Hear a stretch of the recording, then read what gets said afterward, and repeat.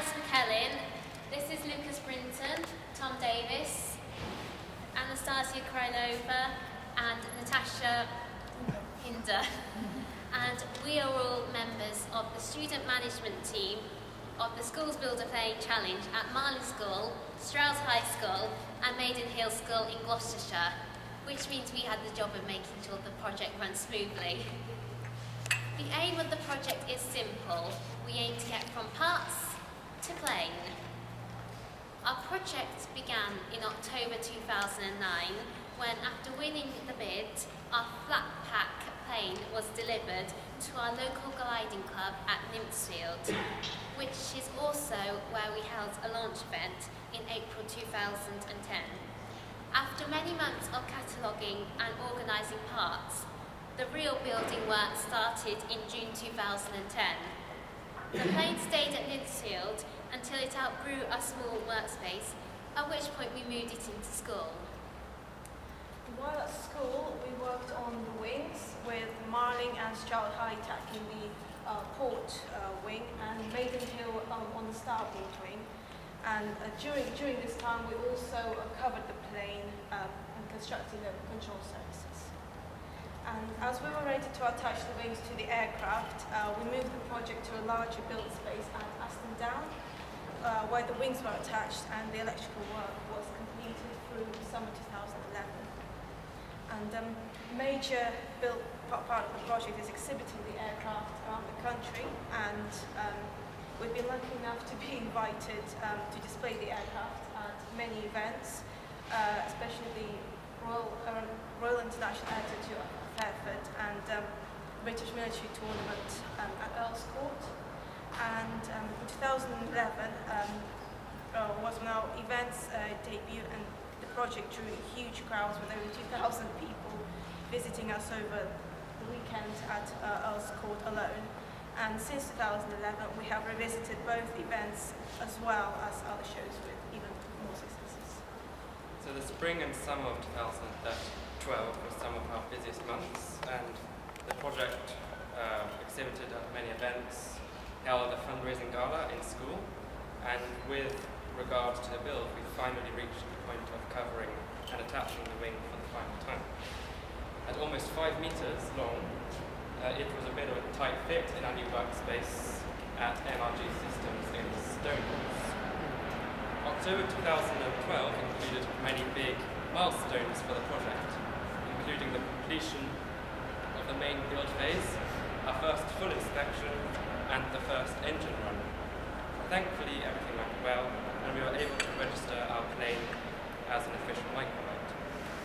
No doubt, the most nerve-wracking moment for the project was the morning of the first flight. After receiving a full test permit, this took place on April 2013. And although we discovered a few snags, it was almost a great success. Our full permit was received in 2013, July, allowing us to actually fly the aircraft into Riyadh that year. Throughout the project, we have learned many new skills, including hands-on engineering, website maintenance, teamwork, management, and so much more, as you can see from this by no means extensive list. But the most important thing we've learned? Sometimes you need more than just a spanner and a rivet gun to put this plane together. Here are a few of the extra things we found essential. An alternative toolbox for building a plane. Now, no doubt some of you will be very familiar with these many useful tools. However, here are some of our alternatives. A sledgehammer. When building was moved into the school, we had to find a way of getting the fuselage into our new build site. The only answer was to convert a window into a new door big enough to fit the plane through, which required an interesting conversation with the headmaster, as well as a sledgehammer, or as we like to call it, the persuader. Cardboard was another one on our list. Although viewed by many as merely packaging, it has been a key tool in building this plane.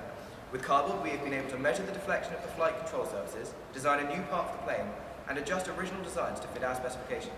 As it is so versatile, cardboard has allowed us to measure and design without the need for expensive alternatives. Also, having just enough space was something that came up. Having moved to 4 different build sites over the last 5 years, choosing the most practical build space was very important. This hangar at Aston Down was almost 10,000 square feet, which although it was great in the summer, proved just too big to heat during the winter, so we couldn't stay there for too long. Clothing. Although not the most glamorous of attire, overalls were important to wear, especially in dusty hanging conditions in colder build sessions. Gloves were also a must-have when moving the metal plane around corner hangers. Bits of shelving unit. A straight edge was essential when lining up the flats and ailerons, and what better to use than a racking support from right in our own workshop. A hoover and webcam combination came in handy when inspecting and cleaning our fuel tanks. But attaching a metal tube to the end of our hoover with trusty duct tape and also attaching a webcam linked to a nearby laptop, we were able to see and clean our fuel tanks with relative ease and precision, very important before running any engine tests. Finally, a smile. A job isn't worth doing if you're not enjoying it, and however difficult it may sound, this is a once-in-a-lifetime opportunity for many of the students involved, so we're doing our best to make the most of it. Was the first student up in the aircraft, mostly because out of the three of us who had completed the paperwork, I was the lightest.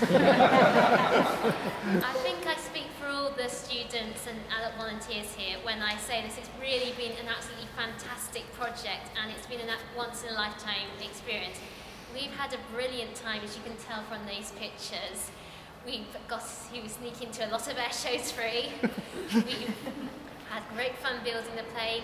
We've learnt loads of skills such as communication, teamwork, and we've really gained an awful lot about it. One memory that really sticks in my mind from the project was on the very first flight day. Ray came and did a flyby over the school at lunchtime, and anyone who was in the Marling playground that lunchtime would have seen a group of sixth formers jumping up and down, pointing at the sky, yelling, "Our plane is flying."